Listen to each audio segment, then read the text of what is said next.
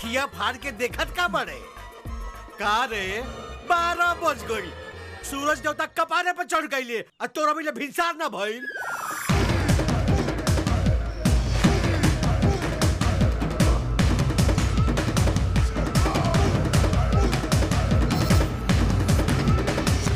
का देखता रे हैं? पोस्ट ऑफिस जाके रहे ना आईएएस के फॉर्म जमा करे खातिर कब जाइबो? जब दोपहरिया कपारे पर चढ़ जाई एसपी बनी है ससुर, काम दबड़ी भर के ना आ सपना देखे प्रधानमंत्री बने के। जाने का हो गए आजकल के लेकर के सपने में सब करी का हो भैया आज सपना में के रहला आ? मत पूछ बाबू, आज के सपना में संभावना से ठहला लिया। अच्छा फिर मामला कहाँ तक पहुँचल हो? अरे डिस्को में चपक चपक के जौन नाच भइल की मजा आ गई। और आगे का भइल? आगे का कहीं ओने से वो आगे बढ़ली एने से हम। फिर का बताएं? ओट से ओट सटही वाला रहे। तब तक देखा दादाजी पानी फेंक देने। अरे चाहते नहीं दादा।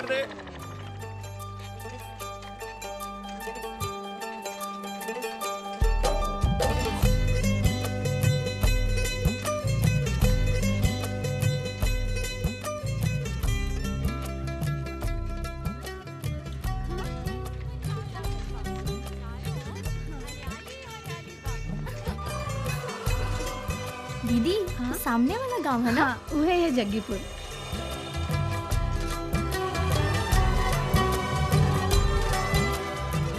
देखो खेत सूखा गया, पानी चलाओ। अरे भैया चोट तो ना लागल?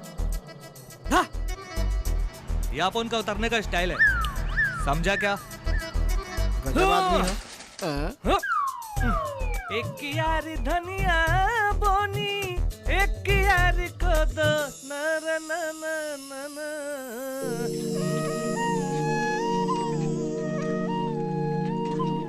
बाप रे बाप, ई मैं रिक्शा में बैठा है मालूम बरानी हमार तो कमर पकड़ ले लेवा। और वो पता है रिक्शा वाला वो तो हमने के बैठौते ना रहल और कैसे कैसे लद के आईनी है। और वो रिक्शा वाले की तो हालत खराब हो गई। और ऊपर से हमने 3 जन, तू लोग तो ठीक बाड़ू, ऊपर से हमार साइड। अब तो हम कब्बो रिक्शा में बैठ के ना आए और तोहार जीजा जी गाड़ी लेके चल गए पंचायत में और हमके भेज देले तू लोगन के लेवे खातिर। ठीक बा।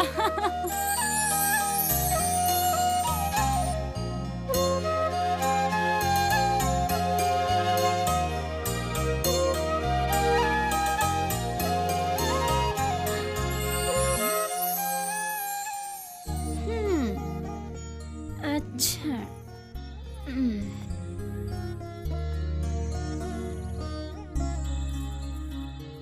ए बबुआ। हाँ भौजी। बबुआ इतना हड़बड़ाहट में रहेला कि रास्ता में क्यों की पहचानो ना करेला? अरे रानी कहत रहली दीदी ए लड़का कुछ पहचाना लागता।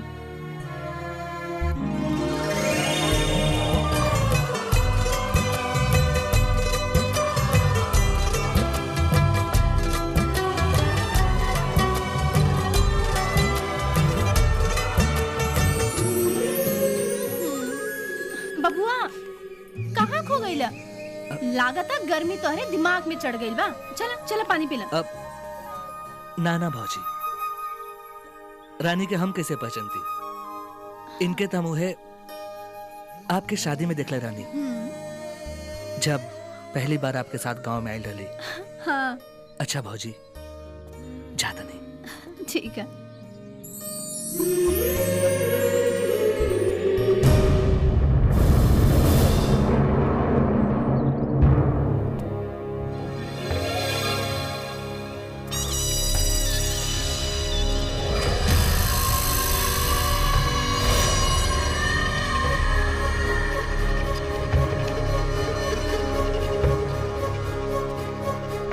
रानी प्रणाम जीजा जी। हाँ खुश रह। अच्छा आवे में कोनो तकलीफ तो ना ना भइल?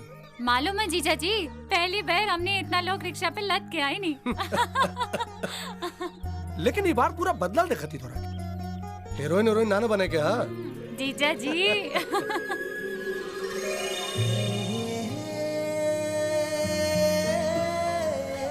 अच्छा चला लो। हाँ हाँ चले।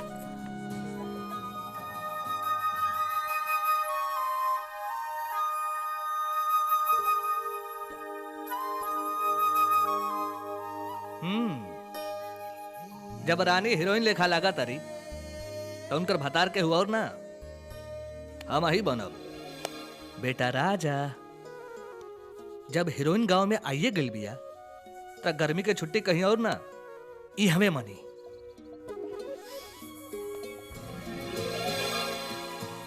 का देखा तारे रे? देखा तानी तोहार रंग ढंग कुछ बदलल बदलल लागता। हाँ रोज तो केहू रतिये में आवत रहे, आज केहू दिनवे में आ गेल का? हाँ लागत है घरी फिल्म ढेर देखा तारे।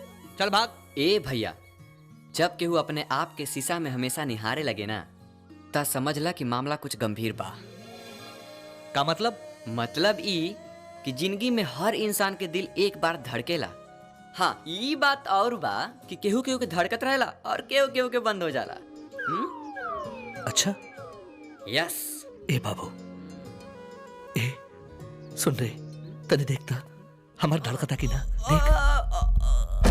अरे बाप रे बाप, का भेल रे? अरे तो धड़कत ना बा हो, ये तो विस्फोट हो रहा बा। राजा। हाँ, हाँ।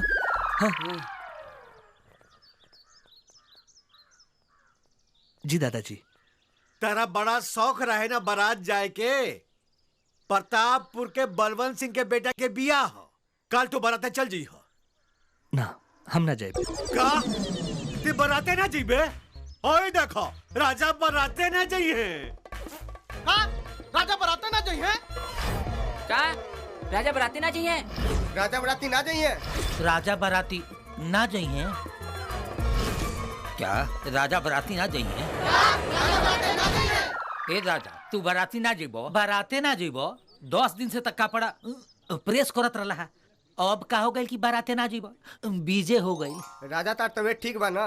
हाँ ये सोखा भाई, हमरो लागता कि कुछ हो गई बा, तनी देखो ना। हमके तो लागता कि पेपरवा पढ़ के सुकू बाबा धा ले बाड़े। रुका, अब आइए हम मंत्र पढ़ के सुकू बाबा के भूत उतारतानी।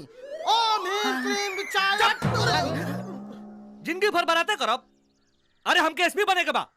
अरे भाग्यन सा किनारे आएगा ना तनी हेजे ठलो।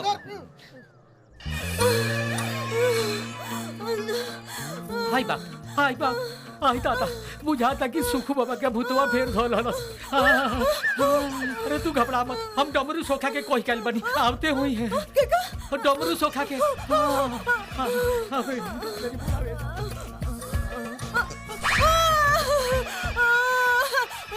ओम ह्रीं क्लीं चामुंडाय विचाय। ओम ह्रीं क्लीं चामुंडाय विचाय। ओम ह्रीं क्लीं चामुंडाय विचाय। हट जा, हट जा। ओम ह्रीं क्लीं चामुंडाय विचाय। हे सोखा भाई, हमरा मेहरारू के बचा ले दादा, हमरा मेहरारू के बचा चिंता ले। मत करा गजोधर, सुक्कू बाबा के आत्मा के हम ई बोतल में भर के 100 साल के लिए दफना दे हम। ए सोखा भाई बड़ा छटपटा तरी है। उनका छटपटाहट हम 2 मिनट में बंद कर दे हम। अरे हम तो हर जिंदगी भर उपकार माने बे सोखा भाई। ओम ह्रीं क्लीं चामुंडाय विचाय। ए सोखा भाई जल्दी कर। ओम ह्रीं क्लीं चामुंडाय विचाय। अरे हमार राजा, झलकाना दिनवे में शुरू हो गलू। पकड़ लेनी, पकड़ लेनी। सुक्कू बाबा के भूत के ई बोतल में बंद कर देनी। अब एकरा के भैंसा घाट पे जाके दफनाए। ए भाई तार बहुत उपकार बा। अरे दोस्त है ना, दोस्त के काम आवेला। हट जा लोग, हट जा सामने से। आप कैसे तबीयत में ये झलकाई? अब जाके आत्मा के शांति मिलल बा। अरे ई सब हमरा सोखा भाई के कमाल हो। सही कहतानी। यहाँ कितना मजा आता ना दीदी। सही कहा तारू। बाकी दीदी, राजेश जीजा के ब्याह में तो अभी बहुत टाइम बाकी बा, और यहाँ अपन केहू सखी सहेली ना है। गुंजन, गांव में टाइम नहीं के पास होत। किताब ले आयल होती तो कम से कम पढ़वे करती। हाँ दीदी राजा भैया चला इनका लगे किताबों की। राजा भैया भैया ला सरो सैया छोड़ के भैया बन गेला, अब बनवावा राखी। कहाँ भेल भैया?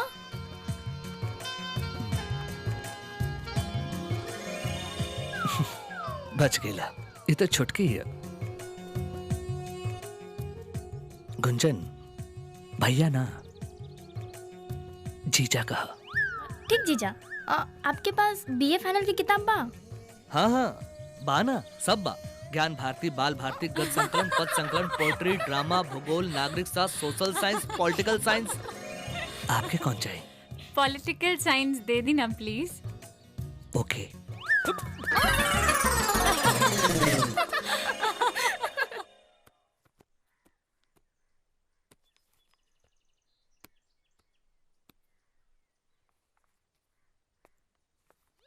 का हो भैया, ये राजधानी एक्सप्रेस कहाँ जा रहल बा? सिग्नल तोड़ के जाता नहीं टेबल पर पढ़े। तो ठीक बा, हमू चलता नहीं। ते क्या करबे हो जा? काहे हम ना जा सकेला का ट्यूबवेल पे? जा सकेले लेकिन अभी नहीं, हमरा पढ़ाई में डिस्टर्ब हुई। हट। मामला कुछ गंभीर बा। अब पता लगावे के ही पड़ी कि राजधानी एक्सप्रेस बड़का बड़का स्टेशन छोड़ के ई छोट छोट स्टेशन पे कहाँ रुका था। दीदी राजा जीजा कैसे फर भगना। हाँ अरे दीदी राजा जीजा आ गए। यह किताब और यह हमारे नोट्स। थैंक्स, बैठी ना। वैसे आपकी हैंडराइटिंग तो बहुत प्यारी है।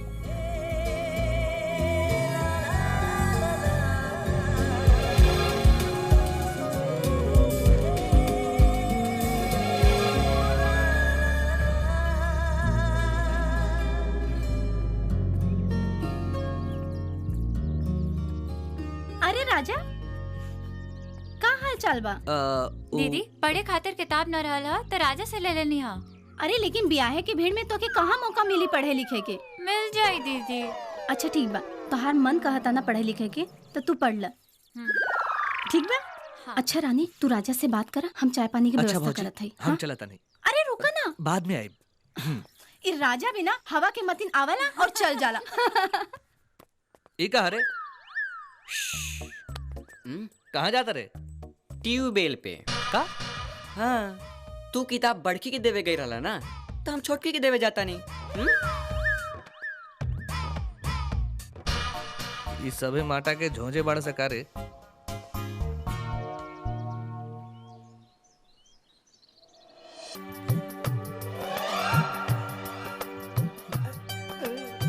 का हो भैया? यहाँ का हो रहल बा?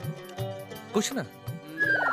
चलो हो सोखा भाई, यहाँ कुछ ना होता। चलो हम तो सोचनी कि तहार कुछ मदद कर दी। चलो भाई सुन, का मदद कर सकेले बोल। पहले ई बतावा कि रानी की देख के तहरा दिल में कुछ घंटी बाजल की ना? बाज गेल। अरे कुछ कर। हम ना, ई तो सोखा भाई बताई है। सोखा? हाँ। ए चाचा कुछ करा। चाचा प्यार में आदमी बदलेला, बाकी इतना बदल जाला ये आज पता चल रहल बा। ए चाचा करा ना। ठीक बा बेटा, अब तो कुछ करना ही पड़ेगा। ये गजोधर भैया। हाँ का हो? अरे गांव के कुल लइका पढ़ाई लिखाई छोड़ के ससुरे लफंडस हो गइल बाड़े। खाली एको गो लइका बा राजा, जौन पूरा गांव के नाम रोशन करी। राजा, बस राजा। हाँ ये मालिक ठीक कहता, जैसन ओकर नाम बा राजा वैसने ओकर स्वभाव बा बीजे हो गई। ए मालिक, ए गजोदर भैया, राजा एक दिन आईपीएस अधिकारी बनी है। आईपीएस जौन पूरा गांव के नाम रोशन करी है। हाँ अच्छा का भैलो तोनी के आज सवेरे सवेरे राजा का बाजा का बजाओ तारा लोग। हे दाढ़ी बनाओ। ना मालिक, हमने जुग जमाना देख के कहा तानी। राजा कलयुग के श्रवण कुमार हमें श्रवण कुमार। हाँ, और उनका जोड़ी ये गांव में कौन लड़का नहीं खे। भाई ठीक कहता रे बीजे हो गई। तो दाढ़ी बनाओ बीजे बाद में हुई। काहे राजा भैया काहे उदास बड़ो? टका करी नाची। तो लोग कोनो काम के आदमी नहीं खा। दीपुआ हमार सेटिंग करते करते आपन सेटिंग में लाग गई। सोखा सोखाई के पीछे परेशान। आएगो तोहार मेहरारू बिया, पूरा गांव के भरमावले बिया। ओकरा रोज कुछ ना कुछ धैले ही रहता। हमार का होई? हमार मामला ते एक इंच नहीं खबड़त। बढ़ी बढ़ी ए राजा भैया तारा खातिर सोखा भाई से कही के कुछ ना कुछ जरूर जंतर मंतर। तू ससुरा के नाम मत ले, एक नंबर के छिनरा हो। तनी बचिए के रहियो, ना तो मेहरारू से हाथ धो देबो। ए राजा भैया हमरा सोखा भाई के बारे में कुछ मत कहो। बहुत भले आदमी हुवन, उ तो हमार भगवान हुवन भगवान। उनका बारे में शौक कइल महापाप हो। अच्छा तो दरवाजा बंद करके केहू भूत झारेला। खैर तो हार मर्जी, हम तो कह देनी तनी बचिए के रहियो।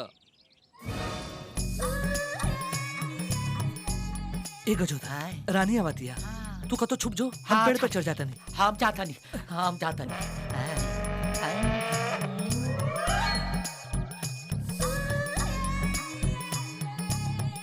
ए रानी जल्दी आवा, जरूरी काम बा। ए लो धात तेरी की। का भाई भैया? अरे तो वापस गइल रे। आए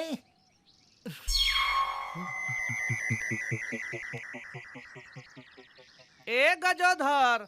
हाँ भैया। अरे ई का देखा तानी रे? का हो? का देख ले राजा बाबू? बता देम तो हार्ट अटैक आ जाई। अरे ऐसा का देख ले ए राजा? देखा तानी कि गन्ना के एक छोर पर झलकाइन खड़ा बाड़ी और दूसरा छोर पर सोखावा। हाँ दोनों में ताका झांकी चलाता। सही कहता राजा बाबू। तब का झूठ कहता नहीं। रुका भैया हम हुआ होता नहीं। अरे बाप हो बाप, अरे दादा होती में हाथ गोड़ तुरे पर लागल बड़ा का। हाय बाप। तो इजे रहा, हम देख के बता नहीं। हाँ बताओ भैया क्या होता हो?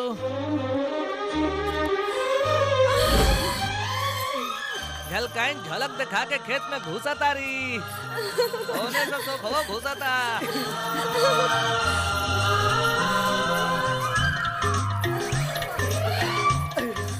अब का बोल भैया? दोनों गले मिलता रे। अब झलकाइन के गोदी में उठा के सोखवा घुमावता। अब का होता भैया? दोनों प्रॉपर तरीके से गन्ना के खेत में घुस गए। गन्ना में घुस गए। अब गन्ना जोर जोर से हरहराता। गन्ना फिर रात हुई ना। अब का होत हो ये दादा? सुनला हा? अब कुछ बाचलो बा? ना ए बाबू। जा जाके इलाज करावा। सरऊ सोखा इतना बड़ा धोखा। रे हरामी, रे नीच, रे पापी। अरे ते डूब मर। तोरा ऐसा गद्दार आदमी के, नीच आदमी के मर जाए चाहिए। छोड़े बिना ससुर।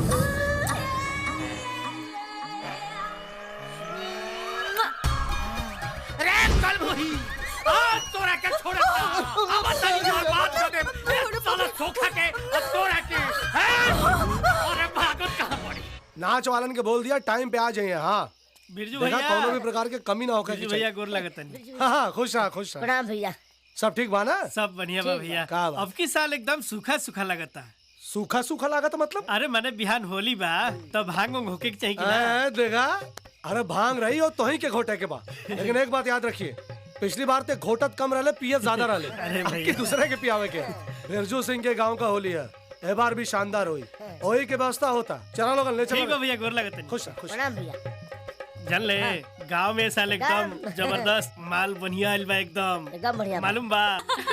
तनी संभाल के चलिए। वो देखा आम। रुका पत्थर से आम तोड़ल जाई। दीदी के बाद हम मारब। अब देखा हम तोड़ब। हाँ अब देखा हम लगावत हई। हाँ इला ई का गुंजन हमने के पत्थर मारे तानी ना ता अम्बे गिरे ता और ना पत्थर वा। न जाने ये पत्थरवा कहाँ जाके अटक जा रहल बा। हाँ अरे अरे हम पत्थर मारे था नहीं ओ हाँ और आम गिरे था ई हाँ पत्थर मरनी जा है ने और अमुआ गिरा था हो ने। अरे देख रे पेटियों में कुछ काटत बा। अरे रुका देखा थी कहाँ देख ना अरे रुका देखा नहीं देख कुछ निकल रहे। अरे निकाल जल्दी निकाल दीदी देखा था। अरे हाँ ये तो माटा वाह अरे माटा बेटा, हमसे अच्छा किस्मत तोहरे बा, जहाँ देखा बिना रोक टोक के घुस जाला। काश हमहू माटा होते, अगले जन्म मुहे माटा ही। अरे दीदी तो पूरा लाल हो गई हो, बहुत बर्बाद है ना हो। दीदी ललका माटा है। अरे दीदी तो ललका मटा रहल हो। चल चल देख रे का जमाना आ गइल बा। ये लड़की लोग तो आपस में ही काम चलावता नहीं तो हमनी के का होई रे। अब तो सरकार भी इजाजत दे देला बा।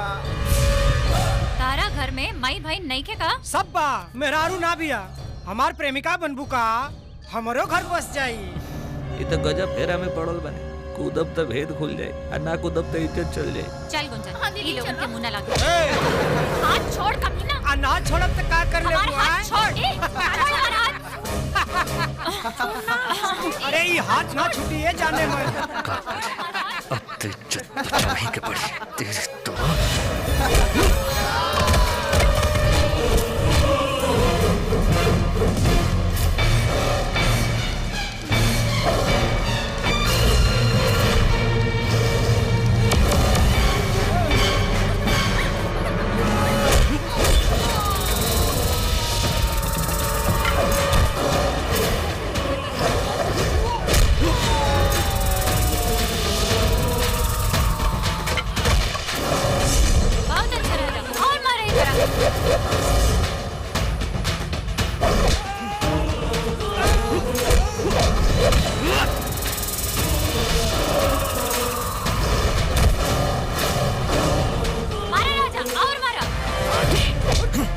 रे लेकी छेड़े के बहुत शौक बतो रहा।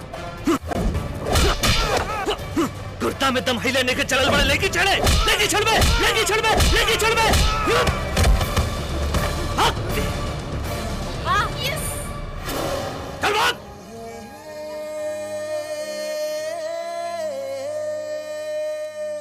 थैंक्स राजा। वेलकम। पर तू पेड़वा पे का करत रहला? वो का हकी बढ़न हो गई नहीं, बाकी बचपन की आदत अभी गई नहीं खे। ऊपरा चढ़ के आम तोड़त रहनी है। मतलब तू सब देख लेला? ना हम तो खाली बस माटा दे। बदमाश। भाग लो। बिरजू सब तैयारी बढ़िया से हो गई बा। स्टाइल मार रहा देख रहे। ए इका रे चल भाग चल। ये गजोधरा के जब देखा तब अरे दीपू कुछ कर अइला पानी चलावा। दाल ला हाथ धुला दे इनके। भैया लोग खाना चलो उठी जा सबे। चल चली हाथ धो लीजिए। चलो हाथ धो लो। बस प्रधान जी राजेश के बियाह अच्छे से हो जाए। हाँ वीजा लागल बगर दुबई के बियाह के दूसरे दिन ओकरा जाए के ई बड़ा अच्छा। हाँ अच्छा काम मिला भैया सब केहू खा लेलस तो जब तू लोग भी खाला सवेरे बारात जाए के अभी आराम करा लो। ठीक बा प्रधान जी चलिए चल।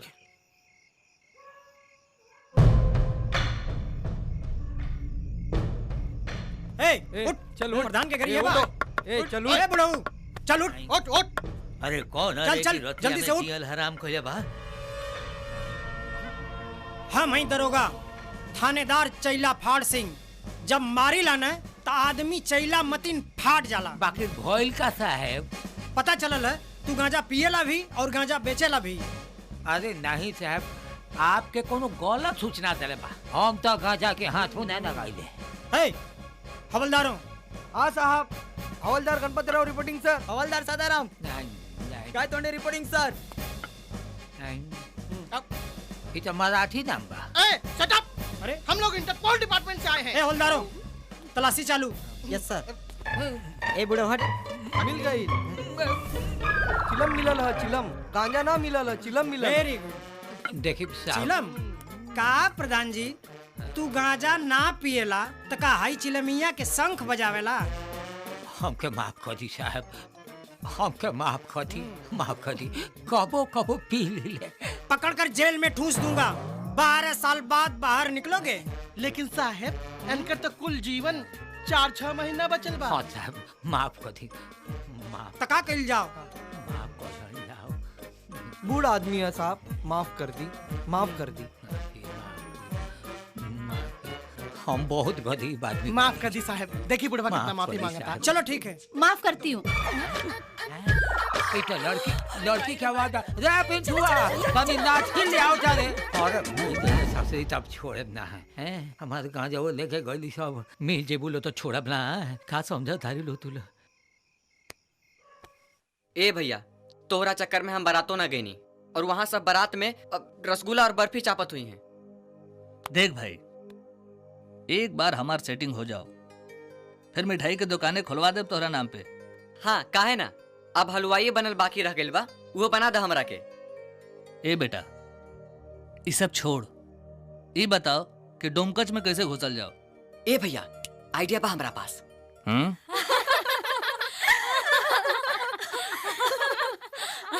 अरे दीदी, प्रधान जी की तो धोती ही छूट गई। सही कहा तानी, सही में मजा आ गई। अरे छलकाई, तू अपन कमाल उमाल दिखाईबू? अरे थोड़ा अपन कमाल ना छलका के दिखा। अरे का है दीदी, इहो कोनो बोले वाली बात बा? अबेला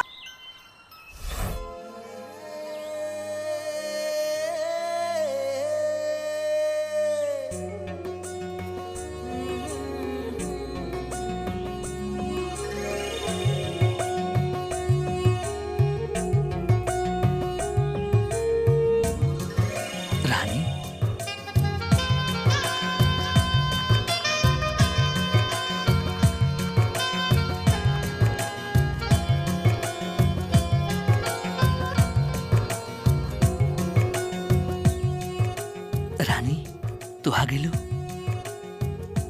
अरे हमार रानी,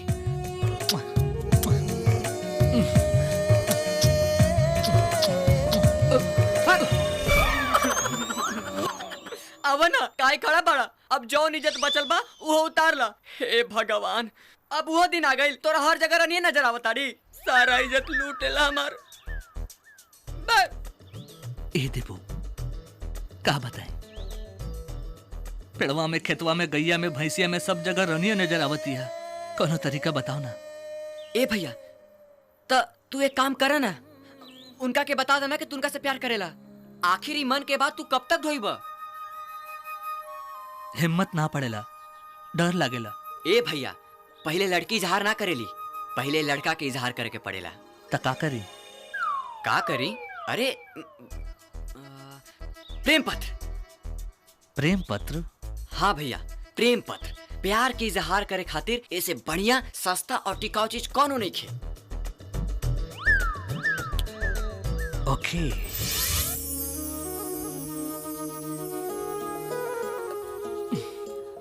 रानी। हाँ राजा। हम तो के हम। अरे हम तो के हमके आगे भी तो कुछ बोला। हम तो के अरे बोला ना राजा।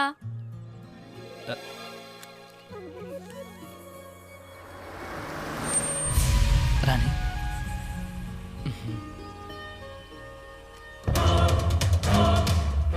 जीजा।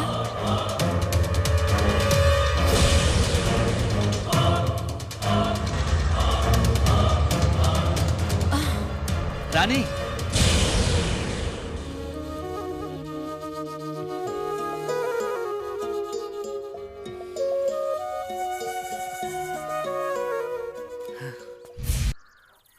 रानी,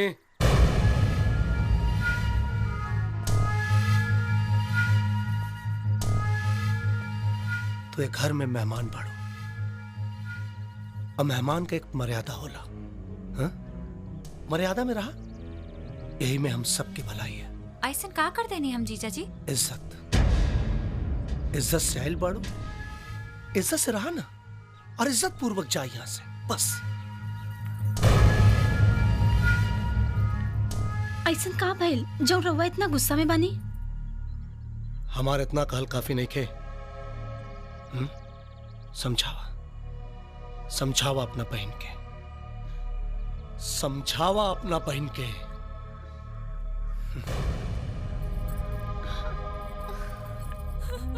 रानी ऐसा का बात हो गई जो तोहार जीजा जी इतना गुस्सा में बाड़े? ऐसा का कहलू तू?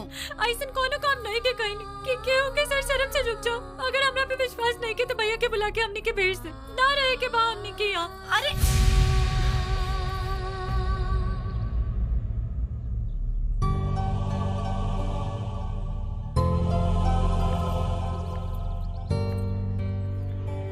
रानी, एक मिनट सुन।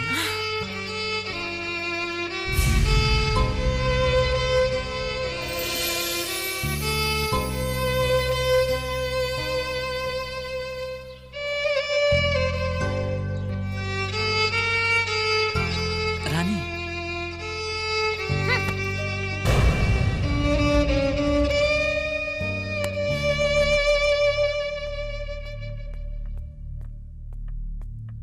गुंजन, राजा जीजा दीदी किताब भेजवानी है तोहार और कहनी है जबले हमनी ये गाँव से ना चल जाइल जा तबले तो ना हमनी के घरे यहाँ और ना हमनी से बात करिया।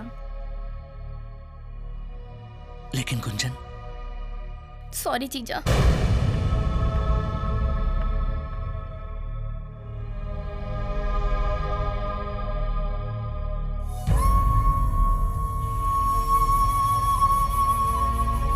रानी, आज हमार सवाल का जवाब तो होके देवे के पड़ी। आखिर गुनाह का बा हमार? खत देवे के कोशिश करनी यही खातिर मोहब्बत के लेबानी हम तो से। तू हमार पहला मोहब्बत हो। ई बात बिना बताए तो से हम जी ना पाती। छोड़ा हमारे हाथ। मोहब्बत के लेबानी कोनो गुनाह ना, प्यार मांगता नहीं, भीख ना। राजा नाम हमार, बड़ी ताकत बा हमरे मोहब्बत में। शौक से जाए, लेकिन जाए से पहले एक बात सुन ली। राजा, आज के बाद तो हर शकल वही दिन देखी जे दिन तो खुद आके काबू। राजा, I love you.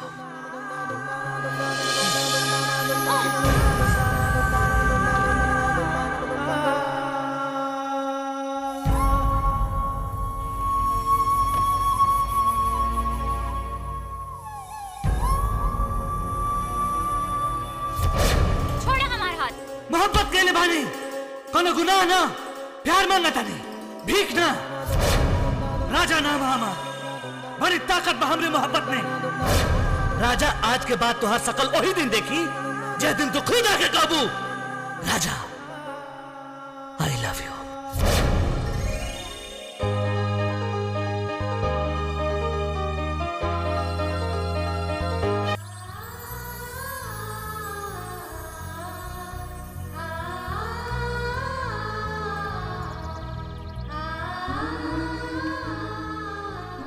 I love you राजा।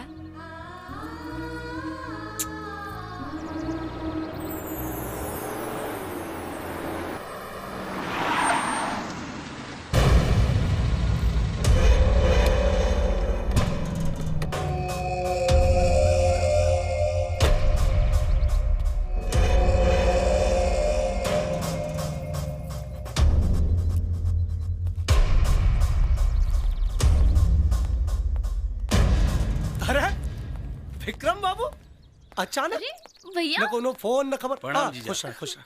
सब ठीक बा ना?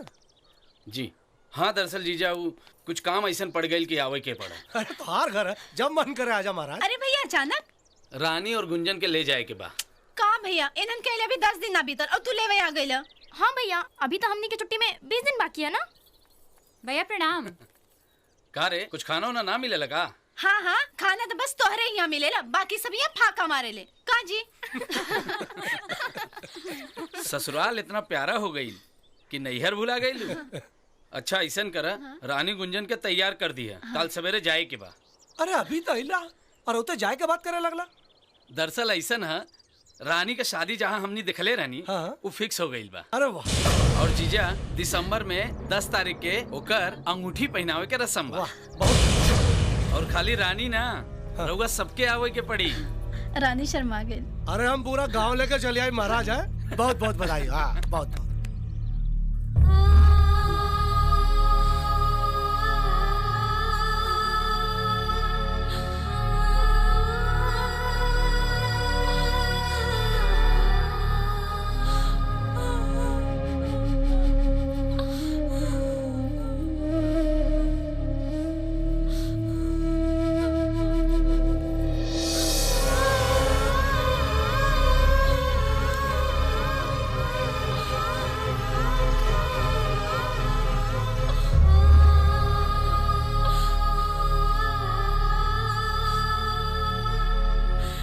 राजा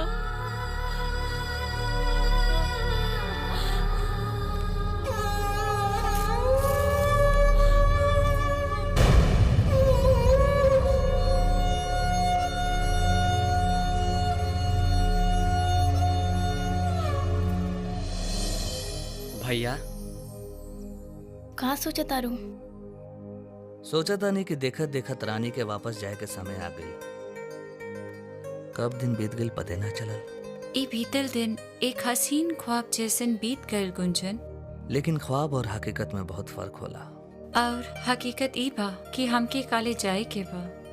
हर मिलन के अंत जुदाई से होला। जुदाई के दर्द का होला ई हमरा के अब पता चल रहल बा।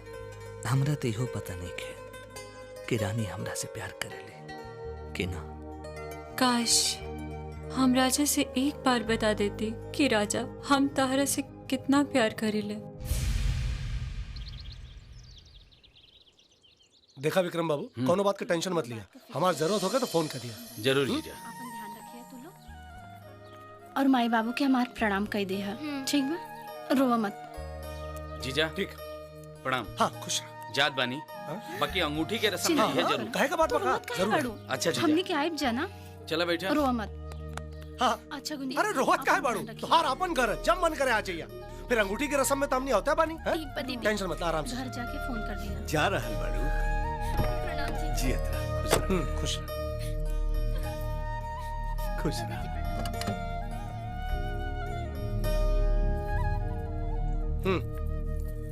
जा। अच्छा दीदी चला तानी। अच्छे से जाइए।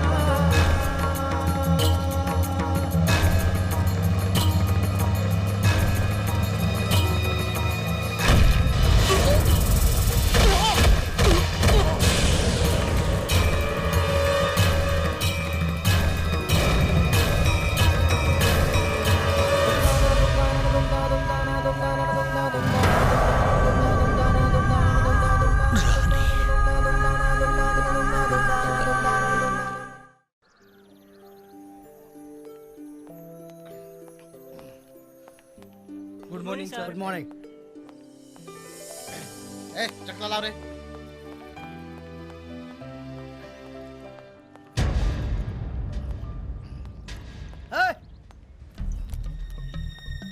का हो रहल बा? 10 साल से ही कॉलेज में तो लोगन IAS और PCS की तैयारी कर रहल बड़ा। आज ले एक एग्जाम ना पास कर पहला। जब दारू शराब पिए के बा और आवारा गर्दी करे के बा तो यहाँ का घर जाके आवारा गर्दी करा। यहाँ काहे अपने महतारी बाप का पैसा फूकता रहा?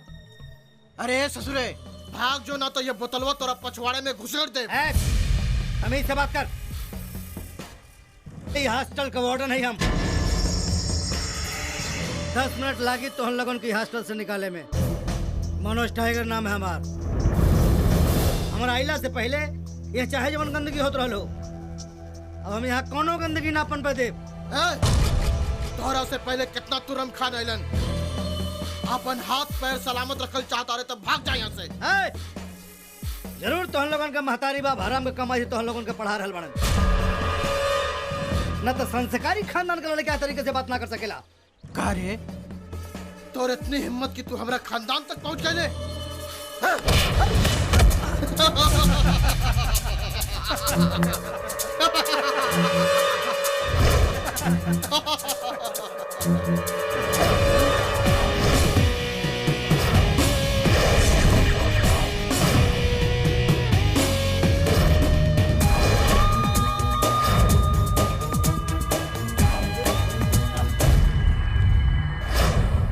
गुरु के अपमान करे वाला हमारा नजर में दुनिया के सबसे बड़ा अपराधी होला।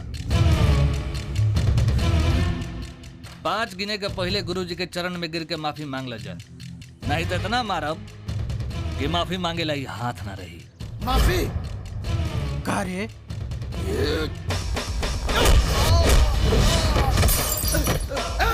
मारा क्या के?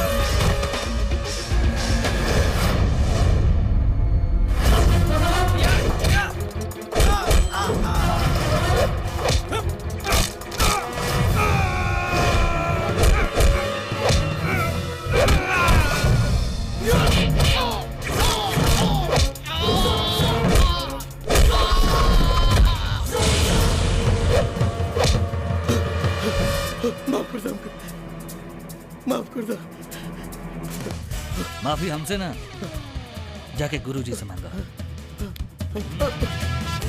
सर माफ कर दो हमरा के। हट।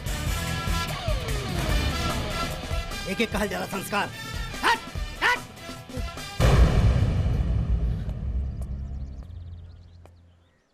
का नाम है तोहार? पवन नाम है, लेकिन गांव में हमरा के लोग राजा कहले।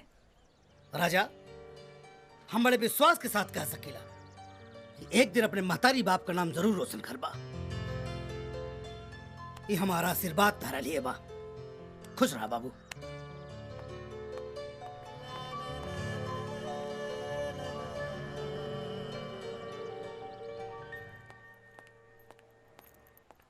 नमस्ते सर। खुश रहा पवन। अच्छा हम जाते एक हफ्ता लगावे। अच्छा।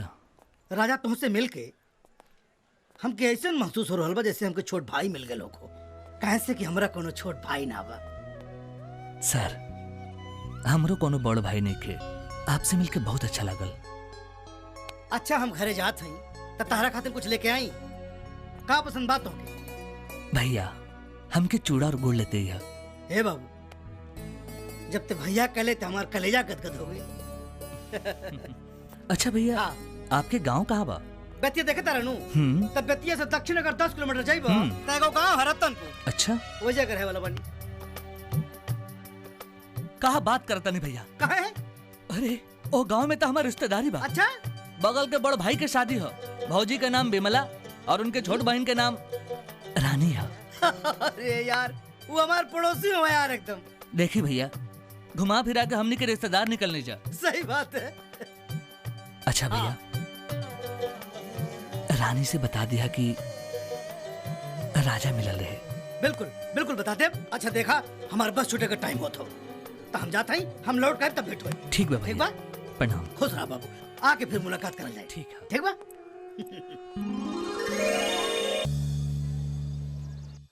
राजा अरे भैया आगे ला। खुश रहा खुश रहा। पढ़ाई लिखाई ठीक चला था ना? हाँ ठीक चला। भाई देखा है मन तो के खातिर ले आयल बानी हम गुड़ चिवड़ा और अचारो बा। अरे मर्दे रानी से मुलाकात भइल की ना ई बतावा। अचार तो बाद में दिहा। का बोलो? अच्छा भैया आप गाँव गए रहनी ना? हाँ। यही से हमहू के गांव की याद आ गई।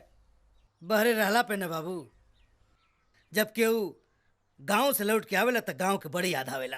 अच्छा अच्छा हम जाते नहीं बाबू हॉस्टल और शाम का आए तो बैठ के बात करल जाई। चूड़ा और गुड़ जरूर खाइए बहुत बढ़िया बा। ठीक बा। राजा अरे मर्दे तारा से एक बात पता बोल तो बुलाइए गई नहीं। हाँ गजनी के भाई हमें ना रह रह के याद आवेला। राजा रानी मिलल रहे, बाप रे बाप, जितनी देर करे घरे बैठल रहनी, राजा राजा राजा राजा राजा के तो ऐसन बाजा बजौलस कि दिमाग हमार पगला गई। और हाँ, बड़ी रिक्वेस्ट कैली बिया कि राजा के एक बार लेके आवा। ए भैया कब चलबो? आई कब चलबो? कोनो खास बात बका? आप नाराज ना हो कि त एगो बात कहल चाहता नहीं। एक झापड़ मार बब्बे, एक तरफ बड़ा भैया कहता रहे, दूसरी तरफ कतर नाराज हो। बताओ क्या बात हो? वो कहा है ना भैया, हाँ। हम रानी से बहुत प्यार करेला। ई तो बेटा हमके वही दिन पता चल गई रहे जब रानी हमसे तोहरे बारे में चर्चा कैली कि मामला ये खाली मेल मिलाप का ना भाई कुछ। अब बताओ तारा का दिन हम क्या कर सकेला? भैया हमके रानी के गांव लेके चला ना। कब चलेगा बा? हम तक कहब कि अब यहीं चलल जाओ। तो पहर कपड़ा पहर। ये भैया राजा, ये हमार गांव, ही गांव में हमार पूरा बचपना बीतल बाबू। ए भैया तोहार गांव बड़ी सुंदर बा हो। राजा हर गांव एक जैसन होला। अभी गांव तहरा है नाते सुंदर लागता, कहे से कि जकरे लिए तोहार दिल धड़क रहल बा वही गांव में बिया। सही कहता है।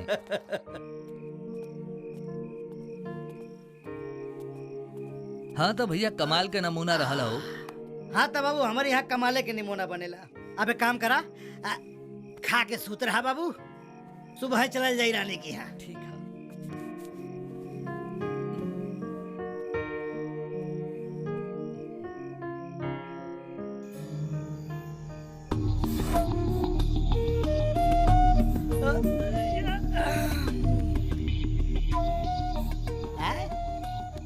राजा हे मर्दे, सूता इतनी रात के का लिखत का बाड़ा? नींद नहीं खियावत भैया। ई रात हमरा जीवन के सबसे लंबा रात बा। कम वक्त खत्म होके के नाम ही नहीं खेले। आँख मुन के सो जा बेटा, चुपचाप बढ़िया से नींद आ जाई। ठीक बा? तू सोच जा भैया, हम रानी तक पहुंचावेला अपन दिल के को बात लिखल चाहत नहीं। काहे से कि सामने पड़ला पे जज्बात बयान करेला एक शायद हमार जबान साथ ना दे। ओके, ऑल द बेस्ट, गुड नाइट। सुबह मुलाकात हुई बाबू। आए हो माई।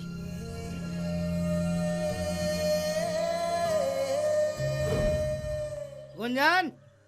हाँ? राजा जीजा प्रणाम। का हो?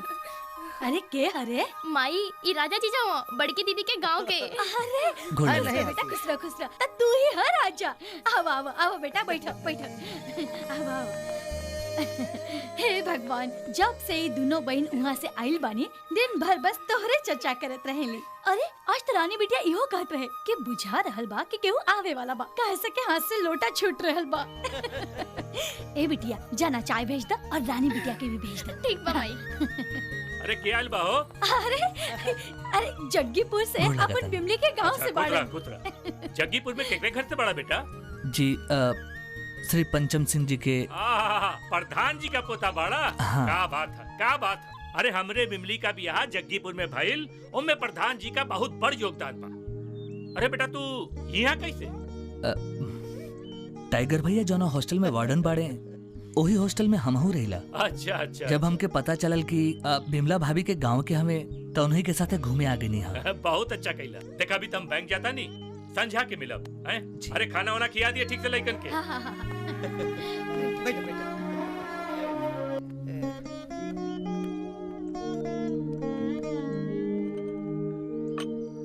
माई कॉलेज खातिर देर हो रहल बा, हम जाता नहीं। अच्छा बेटा जा, ठीक बा। ठीक बा।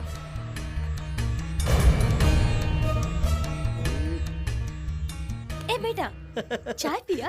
पिया पिया, अपो ली ना। अच्छी चाय बा। अरे हमार रानी ना बहुत अच्छा चाय बनावेली। अच्छा माई, अब हम जाता नहीं, कैसे कि आज हमके इलाहाबाद निकले के बा। अरे तू पहला बेर हमार घरे आइल बाड़ो, ऐसे कैसे चल जाइबा बिना खइले पियले? हाँ, अगर मिलनी के पता चलिए तो ऊ तो हमरा से नाराज हो जाए। बिल्कुल इतबा ना, अरे इते तो हा ससुराल बा। आ यही जा रहा, खा पिया, कल सवेरे चल जाइया। ठीक बा माई, टाइगर भैया के साथे जाता नहीं, कुछ काम बा, शाम के आ जाए। ठीक है बेटा, लेकिन आई हो जरूर। पक्का हम लेके आ जाइब। टाइगर भैया, हाँ, हमके कॉलेज लेके चला, कौनो भी कीमत पे रानी से अभी हमके मिले के बा। ठीक बाबा। राजा, ये है उनके कॉलेज, और रानी देखा वो कैंपस में बैठल बड़ी बड़ी सहेलियन के साथ।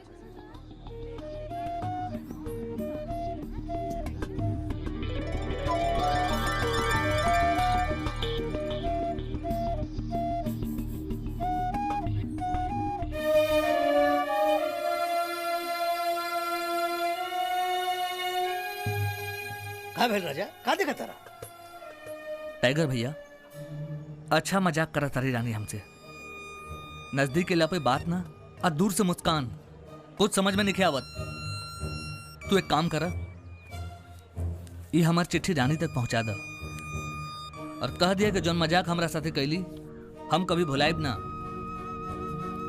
ठीक बा। और एक बात इहो कह दिया कि राजा अभी यही वक्त इलाहाबाद वापस जाता। ओके, ठीक बा।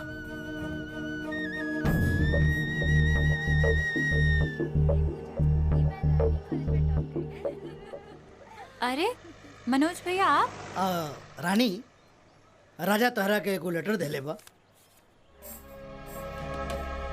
और कहले से कि तुही से मिले आयल रहे, और आज जात हो इलाहाबाद वापस। बोल दिया कौनो इलाहाबाद विलाहाबाद ना जाए के बा, रानी बोलनी हाँ। ठीक, ओके।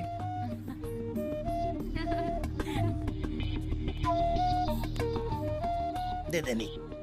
का कहली है? अरे यार, बड़ी अधिकारपूर्ण ढंग से कहनी है।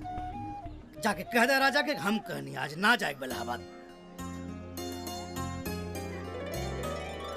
ये फोटो के कर रहा हो? अच्छा, तो जाते के बाद राजा का सोचता रहो? प्यार और मोहब्बत में कभो हिम्मत ना हारे के। हमार दिल कहता कि रानी तहरा से बेपनाह मोहब्बत करेनी। जीजा, सब लोग बाहर गेल बाने और दीदी घर में अकेले ही, और तोहरा के बोलो नहीं है। तू चला, हमने क्या बता नहीं जा। ठीक बा। हाँ।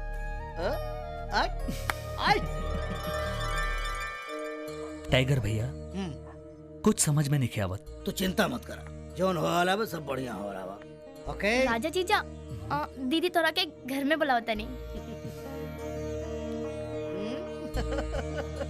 ए भैया, तू हिजे बैठा, हम मिल के आवता नहीं। हम बैठब ना, बैठे काम बिगाड़ब, हम जाता नहीं। अब मुलाकात हुई बिहान सुबह, समझला? थैंक यू भैया। ऑल द बेस्ट। जा।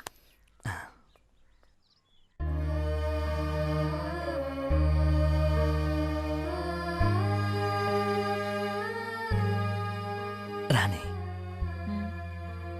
खत मिलल? अच्छा लागल या बुरा? बुरा लागत तब बुलौती का है।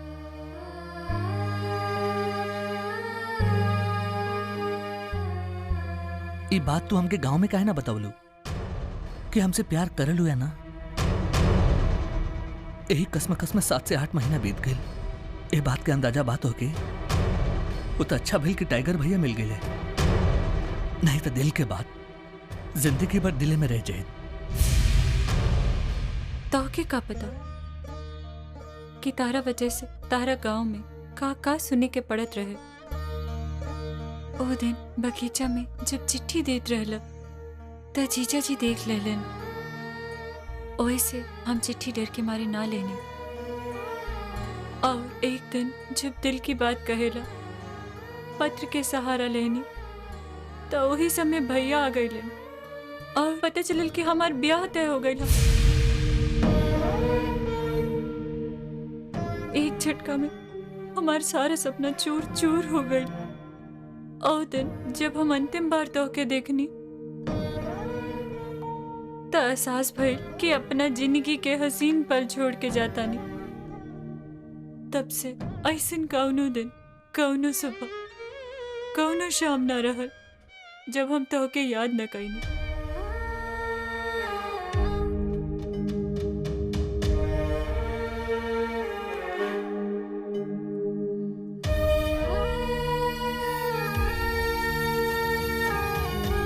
जब हमनी के मोहब्बत के कोनो भविष्य नहीं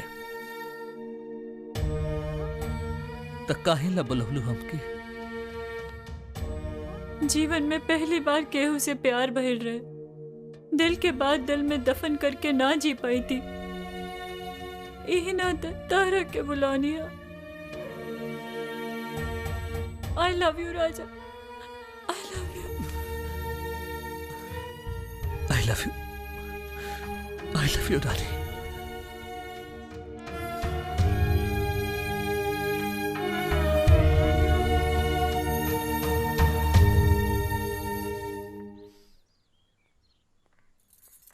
खुश रहा बेटा। विक्रम भैया प्रणाम। प्रणाम प्रणाम। का हो राजा, का हाल चाल बा? ठीक बा भैया। माई बतौलेस के तू टाइगर के साथ आयल बड़ा? जी। और का चल रहल बा? बस इंटरव्यू के रिजल्ट आवे वाला बा। भगवान चाहिए तो बहुत जल्दी एसपी बन जाए। हाँ बेटा, बहुत सही। अरे तोरे पिताजी का सपना रहे कि तू पढ़ लिख कर एक दिन बड़ पुलिस ऑफिसर बना। और अब प्रधान जी के भी तुझसे बहुत उम्मीद बा। हम चाहतानी कि तू पढ़ लिख के अपने परिवार का सपना साकार करा।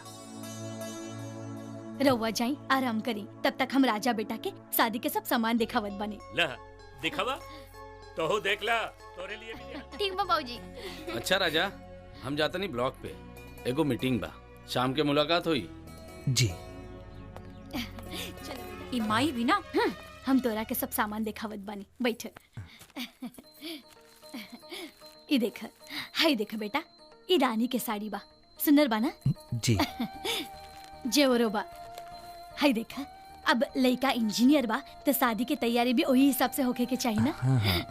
काम आई लगलो तो सामान दिखावे तो हो ना, ताके कुछ और काम ना। हाँ गुंजन, ले चल सब सामान अंदर। चला। लजातिया। अच्छा माई, रानी कितना जल्दी ब्याह काहे करत रो? कम से कम एमए पूरा कर लेवे दे तू। अरे बेटा, इतना सुंदर लड़का बड़ा भाग्य से मिलेला। रानी के तो ओकर ससुराल में राजयोग बा। अब पढ़ाई के का बाऊ तो ससुरालों में कर ली है। माई अब तो खाली बतियाईबो कि खाना पीना भी होई। अरे काहे गुस्सा ताड़ू? तू चलो बेटा, पहले खाना खा ला, नहीं तो रानी गुस्सा जाई। जी।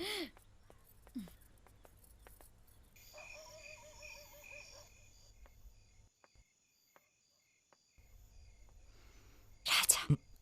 रानी तू?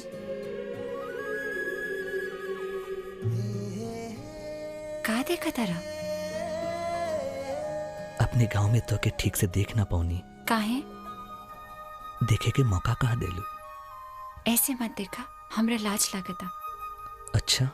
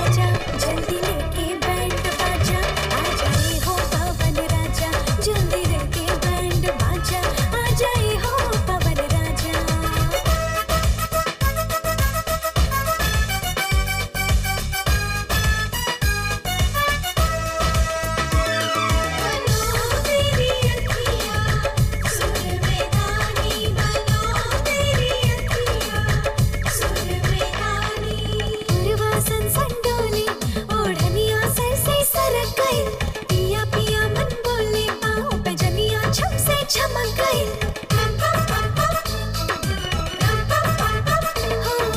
पूर्वा सन सन डोले ओढ़निया सर से सर गई पिया पिया मन बोले पाँव पे जनिया छम से चमक गई दुल्हा बन के आई माँ कहिया मोर दरवाजा जल्दी लेके बैंड बाजा आ जाए हो पावन राजा जल्दी लेके बैंड बाजा आ जाए हो पावन राजा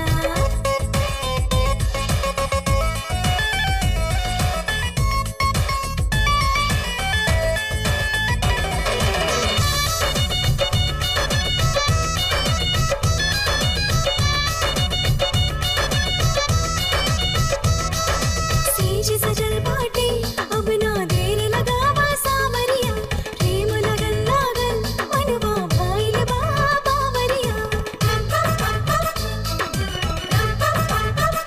हाय सेज सजल बाटे अब ना देर लगावा सावरिया प्रेम लगन लागल मनवा भाइल बाबा वरिया नैना राह निहारेला मांगिया सजा जा जल्दी लेके बैंड बाजा आ जाए हो पावन राजा जल्दी लेके बैंड बाजा आ जाए हो पावन राजा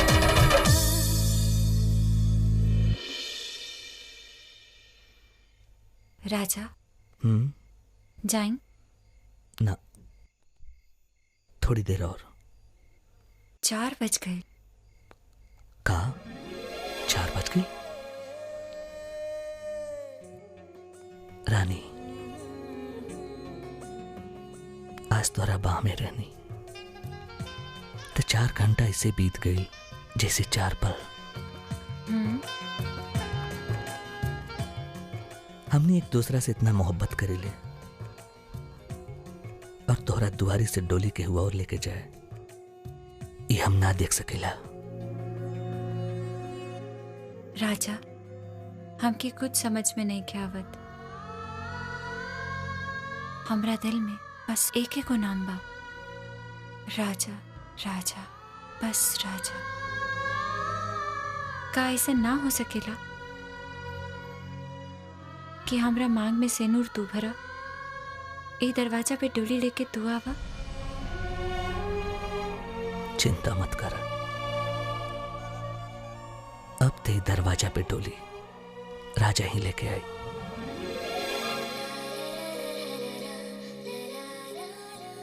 लव यू राजा। हाँ, लागत है बाबूजी जाग गए।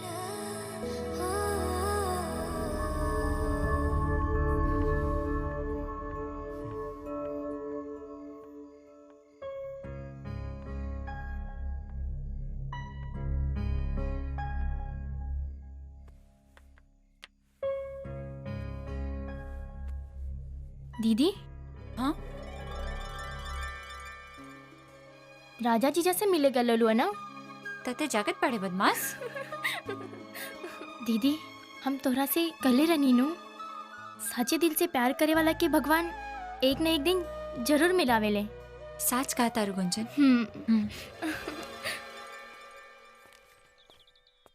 अरे का राजा,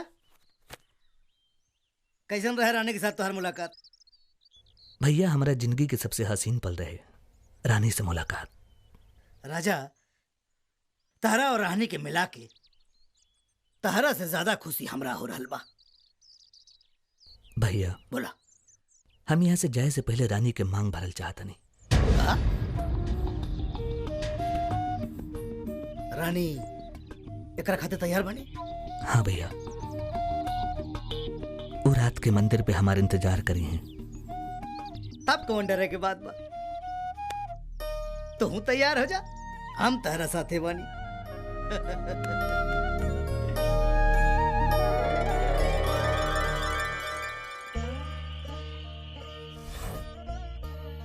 हम तोहरा के तन मन से आपन पति मान चुकल बानी। मांग में सेनूर भर के एगो रस्म अदा कर दो।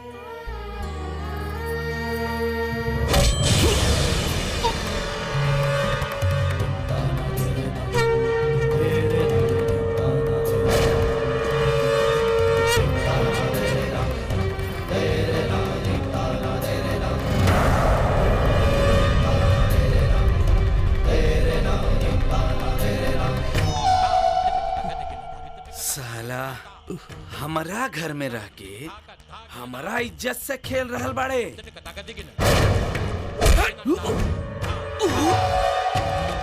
भैया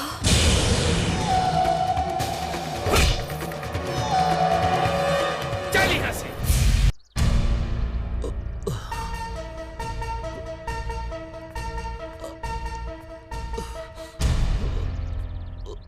का बेटा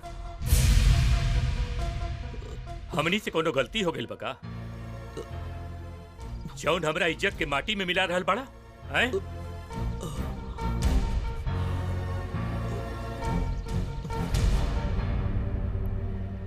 बाबूजी हमारी यकीन माने, हम खाली मिले आयल रहनी हा। आधी रात में वहाँ मंदिर में ये कोनो मिले के तरीका है बेटा? माई राजे के हम खुद बुलाव ले रहे अंतिम बार मिले खाते। बिटिया तू तो चुप्पे रहा। अरे सम्मान सम्मान के घोर के पी ले बाड़ू।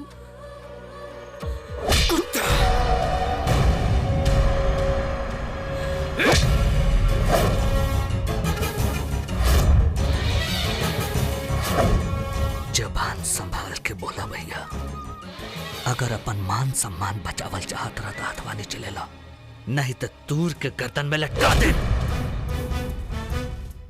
तोरे दादाजी के बुला देले बानी, आ गइल बाणे। उहो ते देखें उनकर इज्जतदार खून का कर रहल बा। दादाजी के फोन करके तू अच्छा ना कहला, इस सदमा वो बर्दाश्त ना कर पाई है। तो कि तोरे दादाजी के मर्यादा का ख्याल रहत तो आधी रात के एक लड़की से मिले मंदिर के पीछे ना जाते। राजा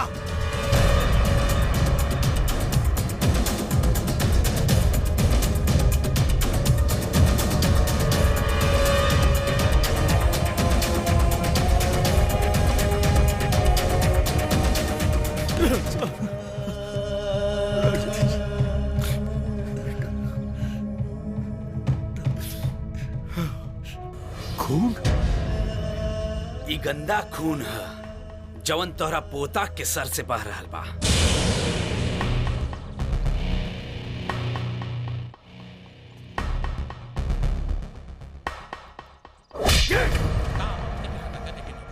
जवन खून के ते गंदा कर रहल बाड़े, ओमे अब ले इतना गर्मी बाकी बा कि तो टुकड़ा टुकड़ा करके जमीन पर फेंक सकेला। तो हर कद बहिले इतना बड़ना हो गइल बा कि तू हमारा से एह भाषा में बात करे। एकरा खातिर तोहार पिताजी अब अहिले जिंदा बाड़े।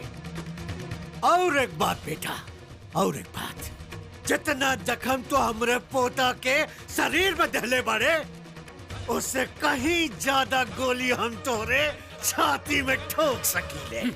प्रधान जी, आप मर्यादा का उल्लंघन कर रहल बानी। मैनेजर साहब, पंचम सिंह आज तक ले मर्यादा के उल्लंघन नहीं कैले। विमला का शादी आपके गांव में भइल बा और उनमें आपका बहुत सहयोग रहे और यही लिए हम लोग आपका एहसान मानीला। लेकिन आज हमारे घर पर आके आप हमार अपमान करत हैं। एहसान के जूता के तले दब के सच्चाई के झूठ साबित करने की कोशिश कर रहल बानी मैनेजर साहब। अपमान पंचम सिंह के खानदान में आज तक ले केहू ना कैलस, केहू ना। आपका ही पोता कैलस। रात के 2 बजे मंदिर के पीछे गांव का एक लड़की के ले जाके ओकरे इज्जत के नीलामी न करी तो क्या करी? मैनेजर साहब, का एकरा में खाली राजा के ही दोस्त बा? और के करबा? रानी के बुलाई, ऊ का करी आके? दूध के दूध और पानी के पानी हो जाए। बुलाई रानी के। गुंजन, रानी के लिए क्या हुआ? जी बाबूजी, अबे बुलाओ थी। ऊ का बताई?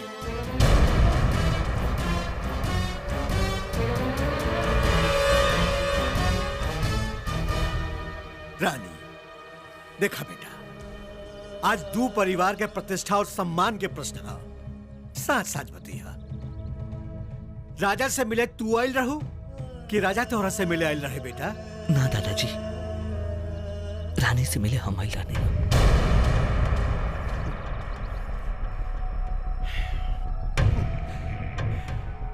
देखला विक्रम,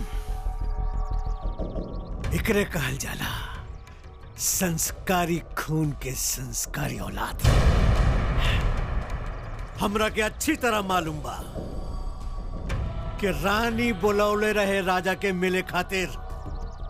राजा के मार मार के अगर हमें चमड़ी में उधेड़ दी तो कुछ न बोली, बाकी रानी के खिलाफ अगर एक भी उंगली उठी तो एकरा के बर्दाश्त ना।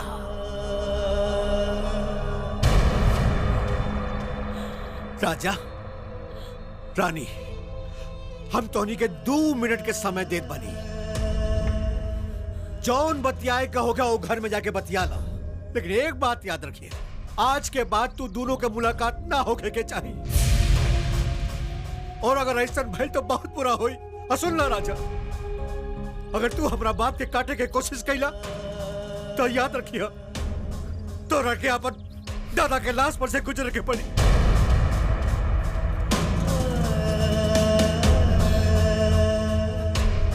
बाबूजी, ना बेटा, चुप रहा, चाय दो लोगों के।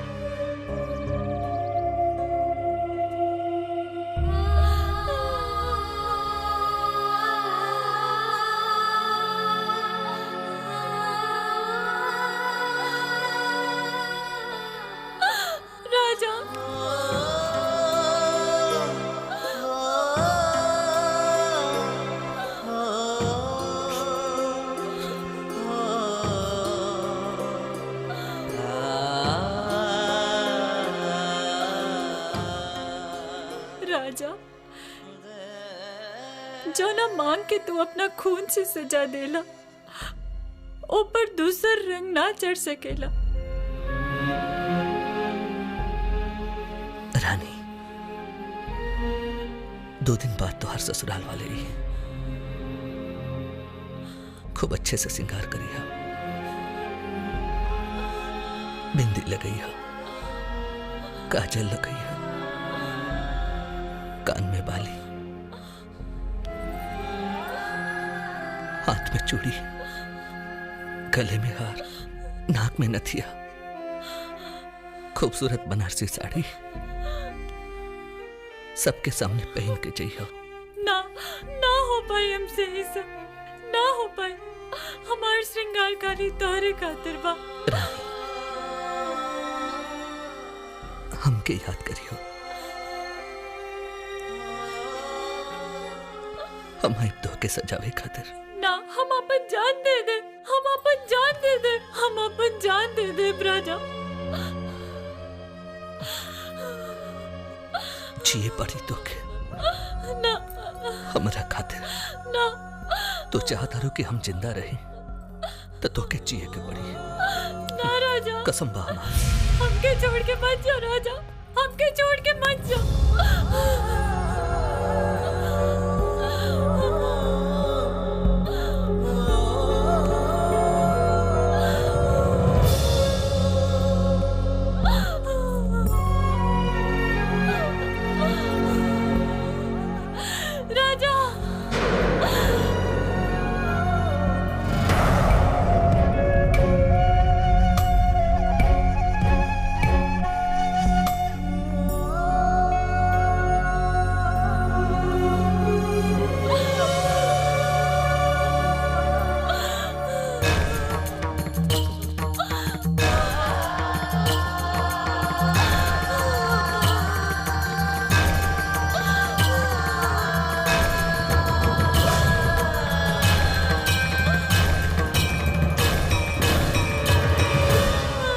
लड़की तो हमरे खानदान का नाम मिट्टी में मिला थे। मन तक करते कर गला दबा दी। एकरा माथे पर होकर गंदा खून हमके जरा भी अच्छा ना लगा था कि मिटा दे। धो दे करके। एकत का बाड़ू, पानी उठावा। माई ना, ना माई ना, ना माई। हुआ? जाओ माई। ना माई, ना माई। जल्दी कर। मत कर माई, ऐसा मत कर माई, मत कर माई।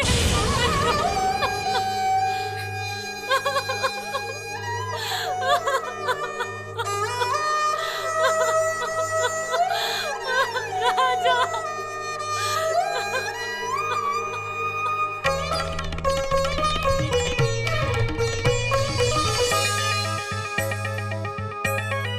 मोहब्बत के नशा दिल के गजब बीमारी है।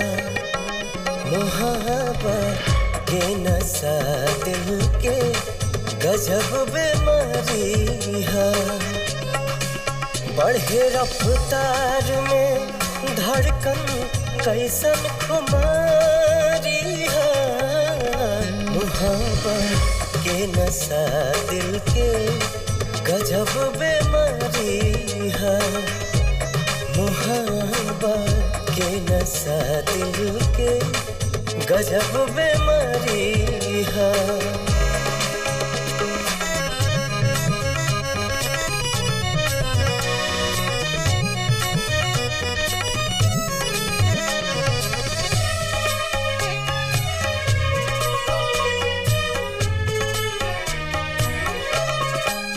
कुहू के मन रोवे अखिया हंसी के ओट लेके।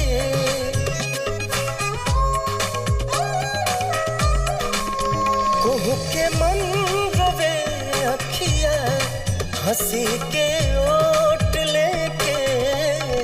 मगर इजहार ना होके इहे लाचारी है। मोहब्बत के नशा दिल के गजब बीमारी है।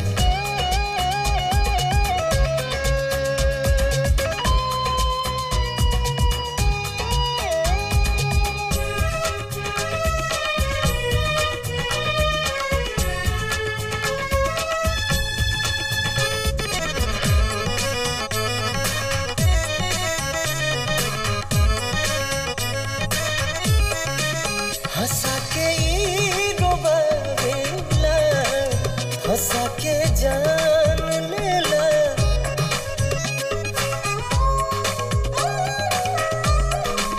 हंसा के ई रोवावेला, हंसा के जान लेला। बहुत चालाक कातिल है, सातिर शिकारी है।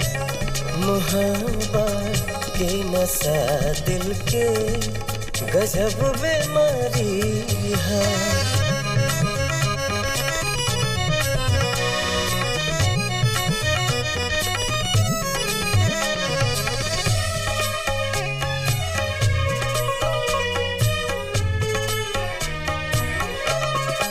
बसावेला उजाड़ेला, पागल बनावे।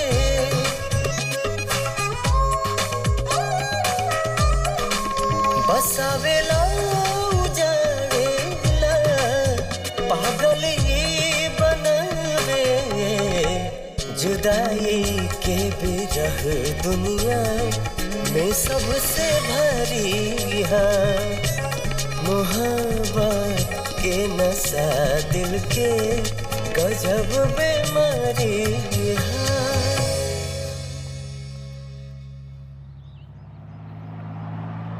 राजा भैया अपन ख्याल रखिए, ठीक बा? देखा भैया एकदम मन लगा के पढ़ी हो, कुछ बन के दिखावे के बा। चलिए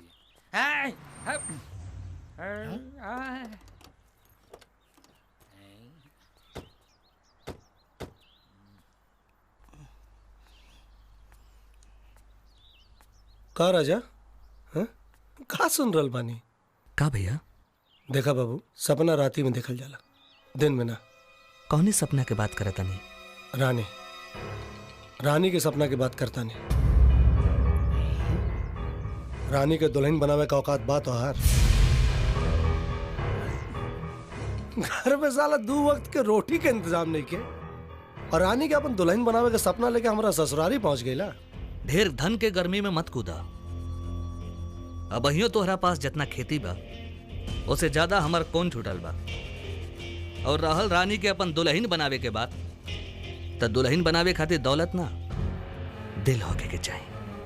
अरे मजनू चला यो बात आजे पता चलल कि दुल्हन बनावे खातिर दौलत के ना दिल के जरूरत होला। भैया जौन बात खत्म हो गई ओके दोहरेला से कोनो फायदा नहीं के। रानी के हम भूल चुकल बानी। मन में तो बहुत कुछ होता, लेकिन वो बुढ़वा पे तरसा होता कि ओकर आखिरी चिराग भी बुझ जाए। हमारे दादाजी के नाम सम्मान सिंह है। अनाले तब का कर बेरे है? बोल का कर बेरे है?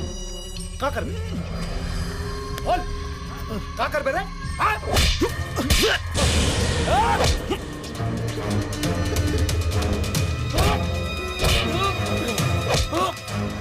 दादाजी राजा देखिए ना। अरे दादाजी छोड़ो लोग। बस ये एगो कर्म बाकी रह गेले हमार नाम रोशन करे खातिर। हम का करनी है दादाजी? झगड़ा का शुरुआत ही कर लेना। अरे तो लाश चील कौवा खाई है। अरे बिरजू कम से कम हमार तो इज्जत कर। ए बाबू पंचम सिंह, इज्जत लायक कौनो काम कैले होकबा तब ना इज्जत चाहिए। बेईमानी के पैसा तो और दिमाग के संतुलन बिगाड़ देले बा बिरजू। और गरीबी तोरा के बेईमानी पे उतार देले बा। बिरजू अपन जवान के लगाम दे। बाबू पंचम सिंह पैसा के अपन हाथ के मैल समझे ले। कब यह पैसा हमार गुलाम रहे, हमार। और आज घर में हाड़ी छोड़ बर्तन नहीं की, और जब कुछ न सूझल तो तुम्हार पोता दहेज खातिर रानी से ब्याह करे के सपना देखे लगा। गाली मत दे बिरजू। गाली ना दे तानी, तुम्हारा औकात बताओ तानी। अरे जितना तुम्हार साल भर का आमदनी बाना उतना खाली रानी के मेकअप का खर्चा बा। कैसे पूरा बा है? और कहाँ रखबाओ करा के तोहरा घर में रहे लायक ढंग का एक भी कमरा ना हो। इका के तू आज हमारी इज्जत के सरेआम नीलाम कर दे ले बिरजू। अरे तो इज्जत खातिर कवन काम कैले बाड़ा पंचम सिंह? 75 बरस के उम्र हो गई। तुहार स्वर्गवासी पिता भी कभी हमसे ई भाषा में बात ना कैले। आज तो हमरे इज्जत पे जूता मरले बाड़े बिरजू। अब हम तो क्या बताई कि बाबू पंचम सिंह के औकात का बा। उखाड़ लिया तेरी ठहरा राजा। बिरजू अब हमार फैसला सुन। आज से 3 दिन बाद ब्याह बा। रानी के बाबू पंचम सिंह के घर के बहू बनने से अब कोई न रोक सकेला। राजा आज के बाद तू गांव में तब मुंह दिखाइया जब रानी की अपन दुल्हन और हमार घर के बहू बना के ले आई बा। चलो रे सब।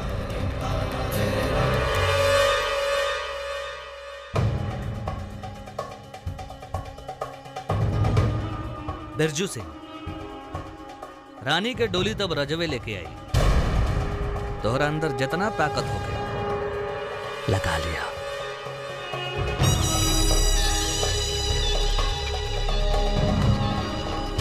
और जो उखाड़े के बाद उखाड़ लिया।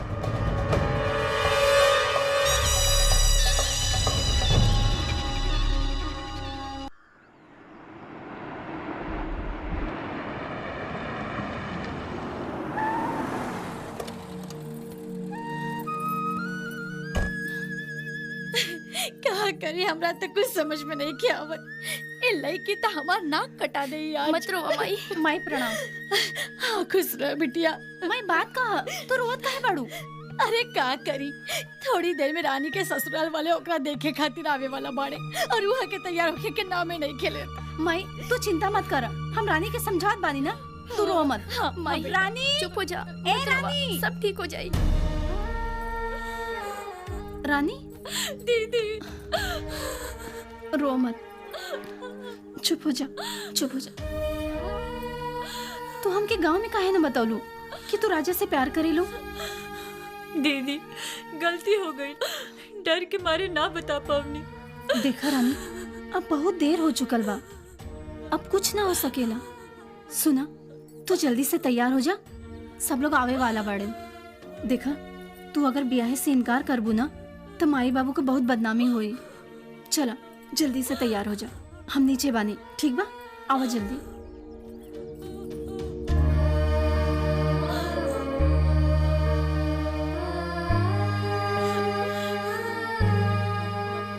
राजा कैसे पहने हम ये साड़ी और कैसे पहने हम ये जेवर? ना हो पाए हमसे ही राजा, ना हो पाए।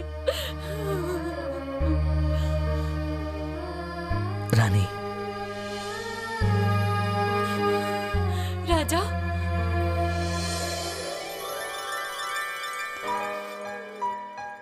रानी हम कहले रानी ना तू जब जब याद करबो हम तोहरे पास रहा।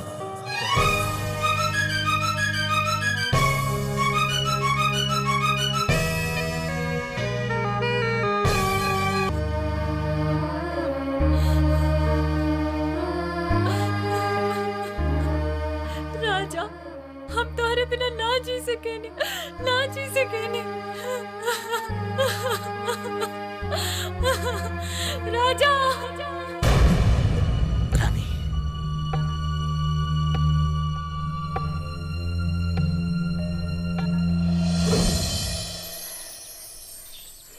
अरे दीपू जल्दी करा भाई, देर होता। हाँ दादाजी आ गई नहीं। अरे गजोधर, हाँ वो मंदिर पर कहार लोग डोली लेके गईले कि ना? हाँ गईलो प्रधान जी। दादाजी राजा इंतजार करत हुई हैं। ठीक कहत बड़ा। अरे रुकी रुकी प्रधान जी, पहले विजयी होके के आरती तो उतारे दी।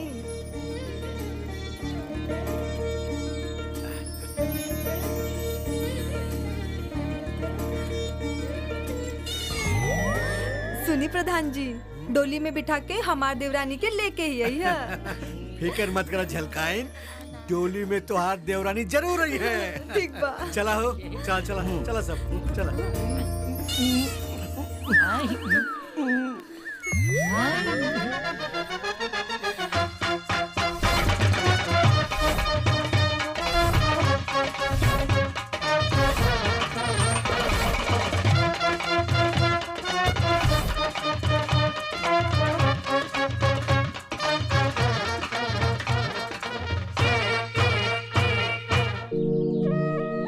राजा, रानी तक खबर पहुंच गई बा कि ना?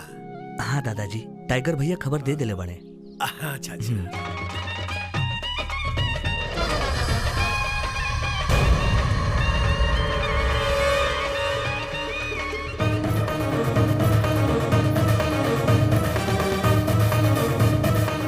राजा भैया आओ देखा, रानी भोजी आ रहल बानी।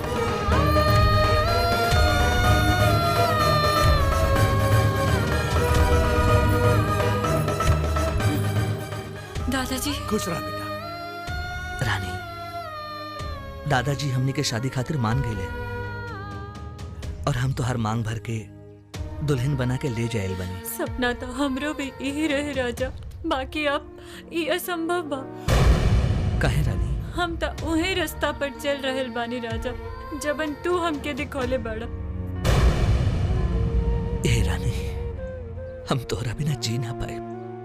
जीता हमो बिना पाई तोरे बिना राजा, बाकी घुट घुट के जियब। काहे से कि हम तारा के तन मन से अपन पति मान चुकल बानी। बाकी डोली तो ओही के साथ में जाई जे दरवाजा पे मोहर पहन के आयल बा। आज अगर डोली तारा साथे उठल तब परिवार का मान मर्यादा माटी में मिल जाए। हमके माफ कर दे राजा, हमके माफ कर दे। हाँ तू सही कह रहल बारू। दरअसल क्रोध में इंसान अपन विवेक भूल जाला और शायद ये भूल हमरों से भई। जा बेटी जा, बियाह के मंडप पर लोग तुम्हारा इंतजार करत हुई। जा हमके माफ कर दी दादाजी। बेटी जा, एमे तो हर कोनो कसूर नहीं।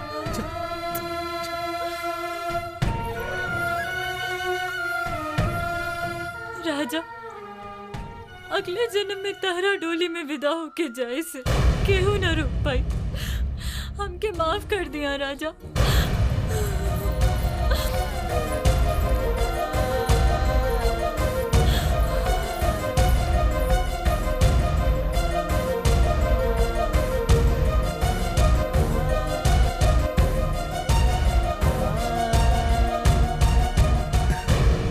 दादाजी बेटा बेटा। अच्छा है, बहुत अच्छा। दादा और पोता के बीच वियोग लीला चल रहल बा। अब अगर ये वियोग लीला खत्म हो गई लोग है, कुछ अपन बात कहीं?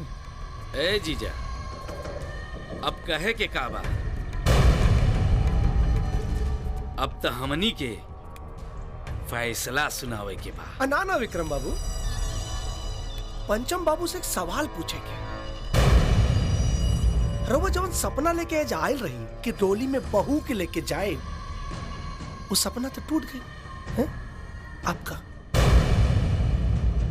अब हम आपन सपना पूरा करब। पंचम सिंह जी, डोली ऐजा से खाली ना चाहिए और डोली में तोरा पोता के लाश चाहिए। चुप!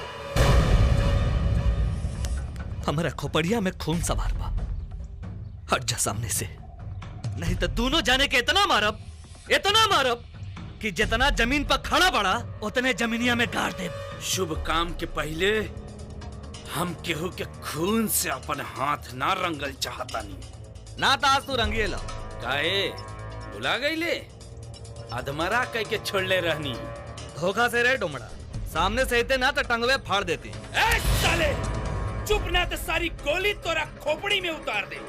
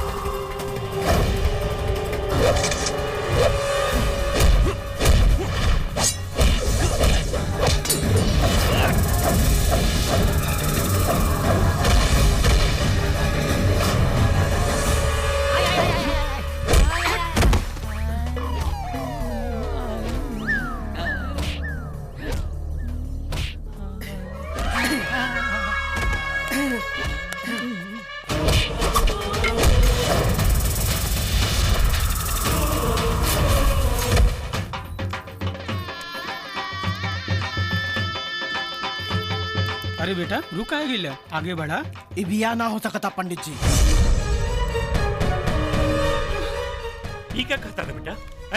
बाबूजी, खाली शरीर ले जाके का करब? रानी के दिल तक और के पास बा। रानी के और से प्यार करेली बाबूजी। मैनेजर साहब, मंदिर पे घोड़ी चलता, जल्दी चली। चलो।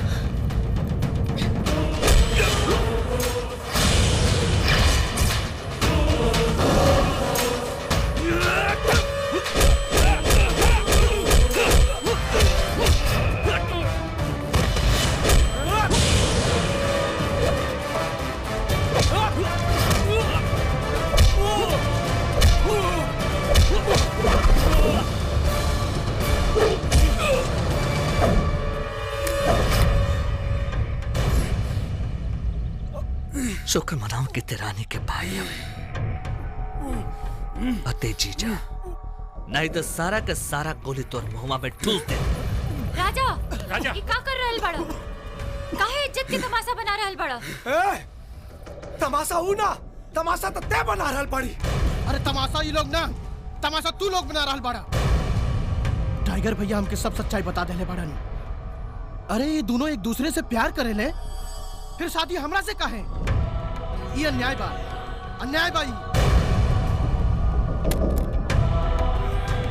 भाई साहब, हम अपने दादाजी के कसम खा के कहा था नहीं, रानी गंगा नियन पवित्र बाड़ी, आप इनसे रिश्ता ना तोड़ी। हमके इनके पवित्रता पर कोई शक नहीं है।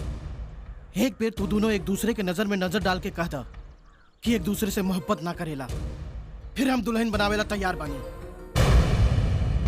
बोला बोला भाई।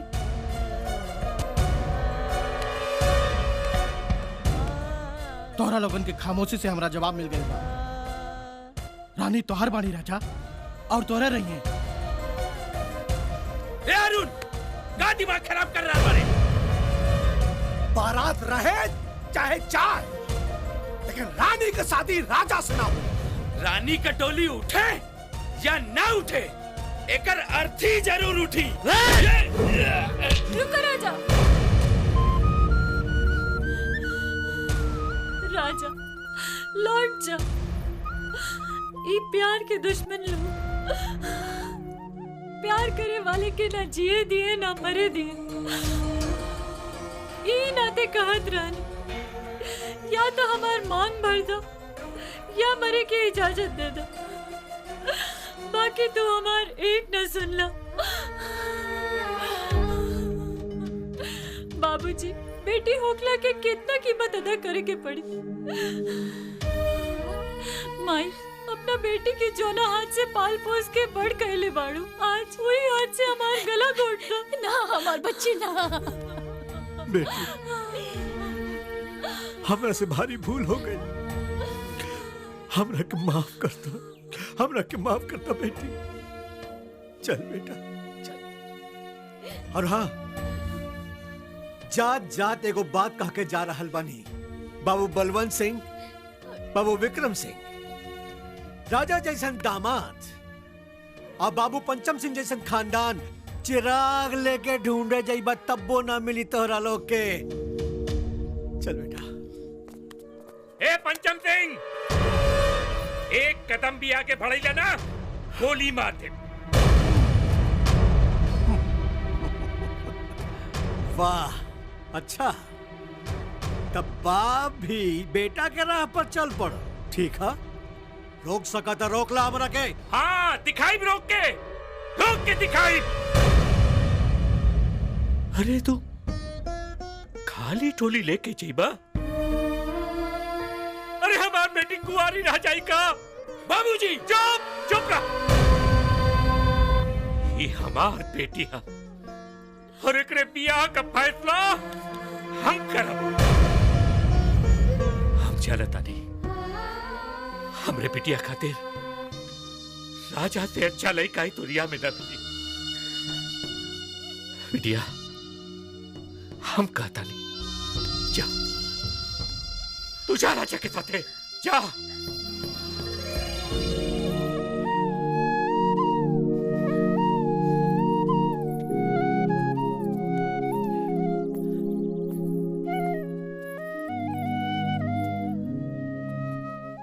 बाबूजी, रुआ तो अपन फैसला सुनाते नहीं, लेकिन ये डोली ऐसे विदा ना हुई। विक्रम भैया, बिरजू भैया के आशीर्वाद जब ले ना मिले, तब तक हम रानी के साथ खुश ना रह पाए।